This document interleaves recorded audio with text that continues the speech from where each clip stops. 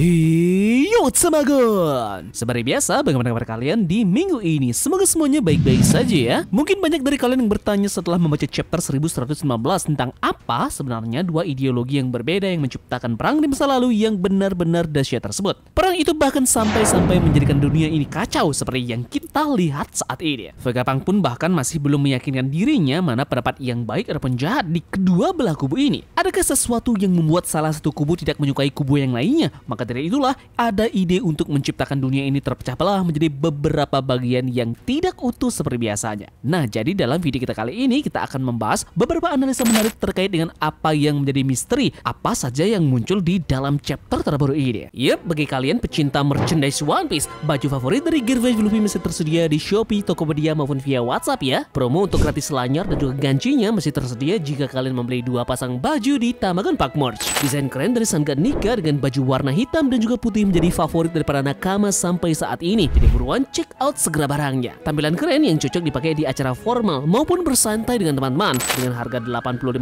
saja, kalian sudah bisa memakainya dengan pilihan jenis baju tebal 24S dan juga adem 30S. Pilihan dari sablonnya sendiri sudah kualitas DTF premium yang awet dan juga tahan lama. Jadi pesan sekarang juga ya, link ada di deskripsi dan silahkan tanya-tanya dulu jika ada yang perlu ditanyakan pada link WhatsApp. Jika sudah, terima kasih banyak dan bersiaplah nakama. Tarik jangkar dan mari kita berlayar.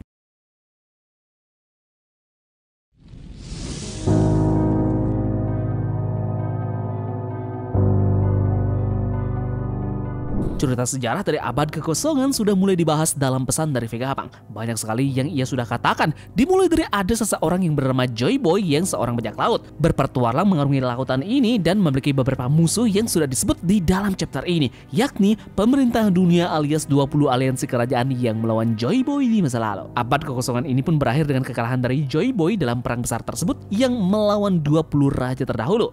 Nah, kita akhirnya melihat siluet Joy Boy pada chapter ini menghadapi pemerintah dunia. Sejauh ini kita sudah melihat siluet Dewa Matahari Nika, Joy Boy, dan juga Luffy di dalam bentuk Nika mereka masing-masing. Dilihat dari siluet masing-masing bentuk dari perubahan Nika mereka, berbeda dengan Joy Boy dan juga Luffy, Dewa Matahari Nika dari Elbaf memiliki sebuah tombak. Mungkinkah Nika memang mempunyai tombak Elbaf, suatu senjata legendaris peninggalan Dewa Matahari ini berasal dari Elbaf? Apa ini yang dikatakan oleh para raksasa pada saat di Little Garden?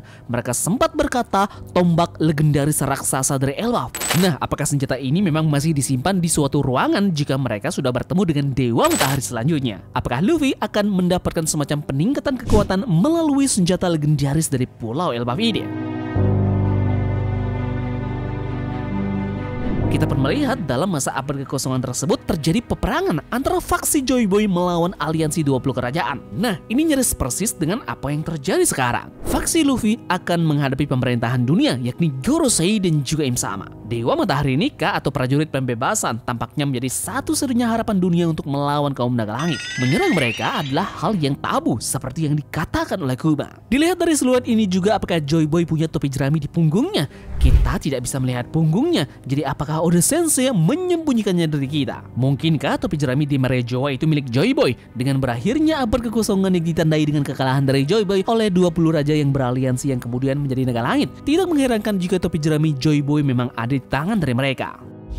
Meskipun kita diberitahu mengenai hal ini, ada banyak faktor yang menyebabkan perang dahsyat ini bisa dipicu dan dimunculkan. Alasannya di antara lain adalah pengkhianatan, perantara, manipulasi, dan hal ini kemungkinan menjadi faktor pecahnya perang dunia dan perbedaan ideologi yang mencolok dari hal ini. Nah, mungkin juga di dalam era sekarang Luffy sepertinya juga punya ideologi yang berbeda dengan Kurohige dalam hal kebebasan di dunia. Entah bagaimana, sepertinya bajak laut Kurohige akan menjadi musuh terakhir yang akan dilawan oleh Luffy dan juga kawan-kawannya di dalam perang ideologi yang sama persis seperti halnya yang dialami oleh Joy Boy ini di masa lalu. Untuk melawan Im-sama, prosesnya akan dilakukan oleh Dragon, mengingat konsep dari revolusioner adalah untuk merevolusi dunia yang sudah diatur dalam sistem yang ada untuk saat ini oleh pemerintah dunia.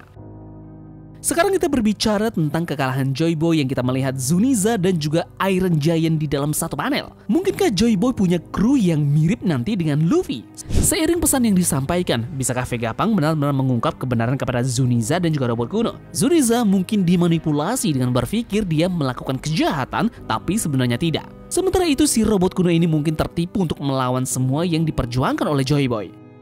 Nah, pertarungan di antara dua ideologi yang berlawanan ini mungkin dimulai dari sesuatu yang sangat konyol, seperti rasa ataupun takaran kue ceri yang terlihat dari konsep berbeda dari pembuatan karakter Luffy dan juga Kurohige. Roger mungkin tertawa setelah menyadari betapa konyolnya konflik tersebut dan dia menyebutnya sebagai Laudel. Namun tentu ya, penyebab konflik mungkin sudah lama terlupakan dan Poneglyph mungkin menjadi kunci untuk mengingatkan masyarakat mengapa konflik ini dimulai. Ini juga bisa saja seperti konflik Dory dan juga Brogy yang bertarung ratusan tahun oleh sebab hal yang konyol. Saat ini cerita One Piece sudah masuk menjadi semakin politis dengan beberapa fakta yang sudah kita temukan, di antaranya adalah para pemimpin dunia yang korup, kebenaran yang ditutupi, naiknya permukaan air laut disebabkan oleh manusia. Permukaan laut ini naik sepanjang 200 meter di selama abad kekosongan dimulai. Joy Boy mungkin adalah bajak laut pertama yang selamat dari banjir besar ini. Namun kekalahannya menandai berakhirnya abad kekosongan dan mencegahnya memenuhi janjinya dengan pulau manusia ikan. Reruntuhan kuno telah ditelan oleh lautan. Atlantis dan Mu adalah dua peradaban hilang yang ditelan oleh lautan. A dan Mu dalam Mother Flame dengan jelas merujuk kepada Atlantis dan juga Mu. Perang menghancurkan Atlantis dan Mu ketika mereka menggunakan senjata matahari. Di sini Vegapunk pun terus berbicara, dia bercerita tentang kemajuan teknologi yang mereka miliki. Ketika bahkan seorang jenius seperti Vegapunk mengatakan bahwa teknologinya tidak mendekati teknologi kerajaan kuno. Padahal yang kita tahu, Vegapunk ini adalah seseorang yang dapat membuat cloningan, menciptakan pasifista, dan membuat Mother Flame. Maka kita pun bertanya-tanya, apa jenis materi teknologi yang dimiliki oleh kerajaan kuno ini hingga benar-benar sangat maju. Nah, menariknya adalah pada saat kita melihat siluet yang dimiliki oleh Nika dari Joy Boy. Perhatikan simbol lingkaran di bawah 20 raja. Oda juga menggunakan gaya serupa untuk para kesatria suci, bukan?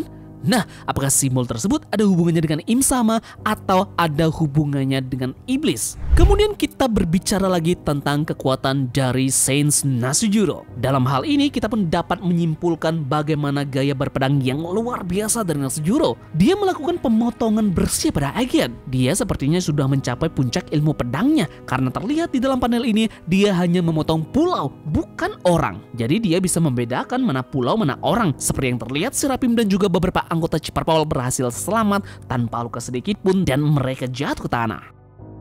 Kemudian seperti yang Tamagon bilang kemarin, Demolo Black menyamar sebagai bajak laut Kid, sebuah lelucon lucu dari Oda Sensei. Nah, mungkinkah ini mengindikasikan kemungkinan kembalinya bajak laut Kid? Kemudian kita ke panel dari Stacy dan juga Kaku. Edison menyuruh Stacy untuk keluar dari sana dan hidup, sementara Stacy ini tidak punya tujuan hidup lagi. Nah, kira-kira apakah Oda Sensei akan menggunakan konsep serupa dengan Stacy seperti yang dilakukan oleh Akira Toriyama untuk Android 18 dengan mengorbankan dirinya di sana?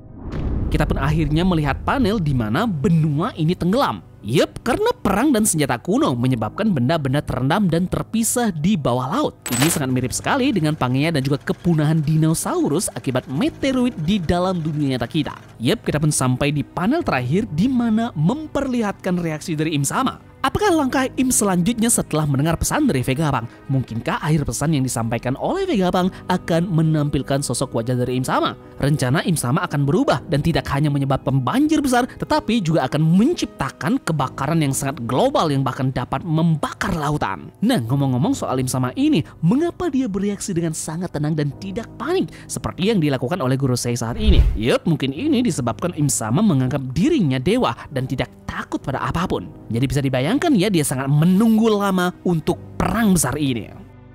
Oke, mungkin dari kalian punya pandangan lain soal chapter baru ini yang menampilkan berbagai hal yang menarik kali ini. Silahkan tulis di kolom komentar ya, dan terima kasih dari kalian yang sudah mau ikut berlayar bersama-sama Tamagon hari ini. Mohon maaf jika ada analisis yang berlebihan. Sekian dari Tamagon, dan turunkan jangkar. Mari kita berlabuh.